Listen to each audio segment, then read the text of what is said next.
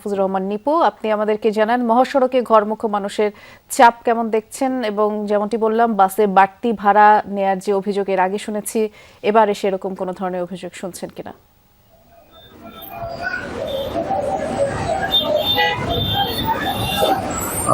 বৃষ্টি আসলে আজকে দুপুরের পর থেকে কিন্তু নবীনগর চন্দ্রা, আবদুল্লাপুর বাইপাইল এবং ঢাকা টাঙ্গাইল এই মহাসড়ক থেকে কিন্তু যানবাহনের যে চাপ সেটি কিন্তু বেড়েছে। আমরা দেখেছি যে আবদুল্লাপুর বাইপাইল এবং নবীনগর চন্দ্রা এই দুটি সড়কের এখন পর্যন্ত কোথাও যে বড় ধরনের জটলা তেমনটি কিন্তু আমরা জানতে পারিনি, এবং ট্রাফিক কন্ট্রোল থেকেও কিন্তু আমাদেরকে তেমনটি জানানো হয়নি। আমরা কিন্তু দেখেছি যে চন্দ্রা যে জায়গাটিতে এখন অবস্থান রয়েছে, উত্তরবঙ্গের একেবারে যারা উত্তরবঙ্গে যাবেন তাদের জন্য খুবই গুরুত্বপূর্ণ যে পয়েন্টটি সেই চন্দ্রাতে রয়েছে, সেই চন্দ্রার অবস্থা যদি একটু দেখাতে চাই, যানবাহনের কিন্তু এখানে অবস্থান আছে, যাত্রীদের জন্য যানবাহন কিন্তু এখানে অপেক্ষা করছেন। যানবাহনের কিছু দীর্ঘ সারি রয়েছে, তবে ঘন্টার পর ঘন্টা যে অপেক্ষা করতে হবে, এই যানজটে পড়ে ভোগান্তি পোহাতে হবে তেমনটি কিন্তু নয়। আমরা দেখেছি যানবাহনের ধীর গতি, অর্থাৎ আইন শৃঙ্খলা রক্ষাকারী বাহিনী তারা কিন্তু বিভিন্ন পয়েন্টে অবস্থান নিয়েছে, যে জায়গাটিতে